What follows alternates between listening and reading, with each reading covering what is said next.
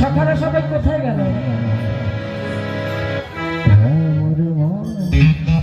এই তো শু বলছেন, বলো ভাই তোমার মাথায় তো কি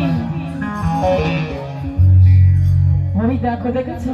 ও এত চোর লোকের বাড়ির ফল টল সব চুরি করে নিয়ে এসছে গামলায় করে, সকালবেলা চুরি করতে লেগে গেছে।